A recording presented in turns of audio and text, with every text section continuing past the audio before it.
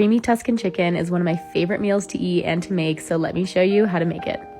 I like to start off by butterflying my chicken and then seasoning it with some salt, a little bit of garlic powder, a little bit of onion powder, some paprika, some oregano, and a bit of black pepper as well. I'm just measuring with the heart with this one.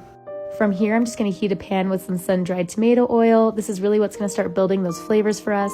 And then just a drizzle of olive oil as well.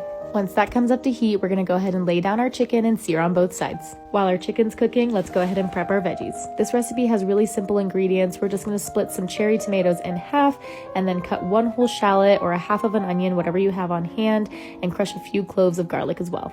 We're also going to need an entire bag of spinach for this recipe, and don't forget to wash your veggies.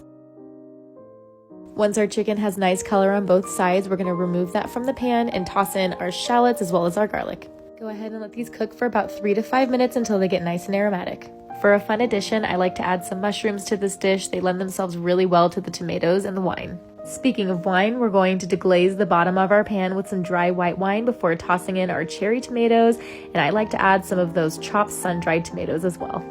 Totally optional, but I like to add in some red pepper flakes at this point, as well as a little bit more oregano before pouring in about 1.5 cups of heavy cream. Go ahead and let this simmer and let all the flavors get to know each other before tossing in your spinach. I made a mistake and put my chicken back into the pan at this point, and as you can see, I took it out.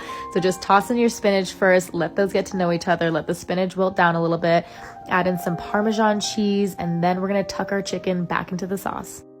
Once you get your chicken nestled back in, we're gonna let this cook for another 5 to 10 minutes, either on the stovetop or in the oven, and let the sauce get nice and thick and creamy. We're gonna squeeze some lemon over top to brighten up the dish, and then serve with some mashed potatoes or polenta or rice, but you cannot skip the crusty bread to soak up all of that sauce. I hope you enjoy.